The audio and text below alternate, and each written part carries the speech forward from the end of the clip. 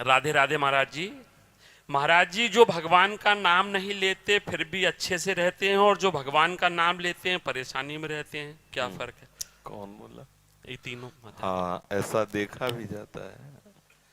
क्या होता है कि जैसे कोई प्रभु का नाम जप नहीं कर रहा और बड़ा लौकिक पदार्थों से भरा पूरा देखा जाता है, सुखी देखा जाता है, तो उसमें हमारे भागवतिक विधान में एक सिस्टम है।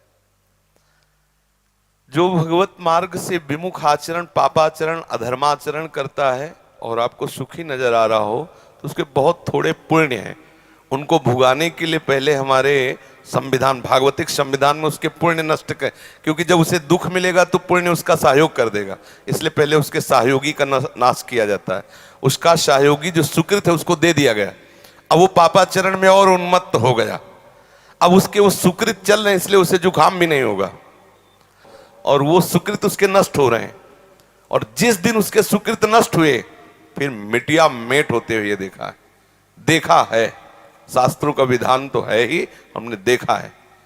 एक ठाकुर रामबली सिंह जमींदार, आसपास बंदूक लेके चलते, ऐसा बच्चापन में उनको देखा हमने। वो ऐसे मतलब अपने गर्भ में रहते थे कि किसी को कुछ नहीं मानते थे। एक गरीब ब्राह्मण था जिसकी उन्होंने संपत्ति का अपहरण किया, तो वो गया और हाथ जोड़ा कि लंबरदार, गांव में ठाकुर जमींदार को ऐसे प्यार भाषा में बोले, लंबरदार, आप तो राजा हो, आप तो ठाकुर हो, आप तो जमींदार हो, हम गरीब ब्राह्मण हैं, उतने से ही परिवार चलता था, आप गालियां बके।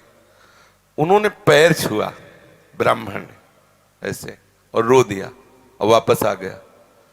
जानते हो, आज उनके कुल में कोई पानी देने वाला नहीं।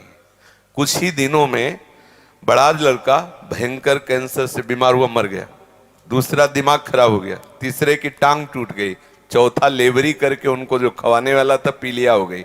और आप अफीम के इतने नशेबाज बन गए कि धीरे धीरे सब जहां उनके आगे पीछे बंदूक लेके चलते थे, वहां मक्खी उड़ाने वाला कोई नहीं रहा, और एक पशु की तरह मरे जब कोई फेंकने वाला नहीं। ऐसी स्थिति होता क्या है कि शुभ कर्म जब तक हमें, वहां के हमारे भागवतिक विधान में सिस्टम है, यदि आप अधिक पाप करेंगे तो आपके जल्दी से जल्दी शुभ कर्म आपको दिए जाएंगे कि वो नष्ट हो, तब तुम्हारा नाश शुरू होगा। और जब आप भागवतिक कार्य करते हैं तो देख लिया गया ना कि आप संभल रहे हो, तो आपको कोई बाधा ना पहुंचा सके, इसलिए आपके जो पाप कर्म हैं उनको फेंक दिया गया कि उधर से खाली करो। जो उसके शत्रु पक्ष के पाप कर्म जमा है उसको नष्ट करने के लिए उनको भेजो, क्योंकि इस समय धर्म निष्ठा में है, ये पचा जाएगा।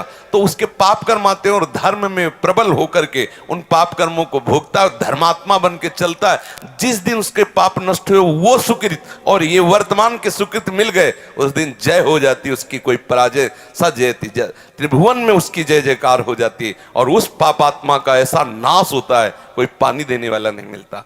ऐसा नहीं है कि पापी पुरुष मौज से है और धर्मात्मा कष्ट से है, उसके रहस्य को नहीं जानती, इसलिए तुम्हें ऐसा लगता है। समझ पा रही हो जी?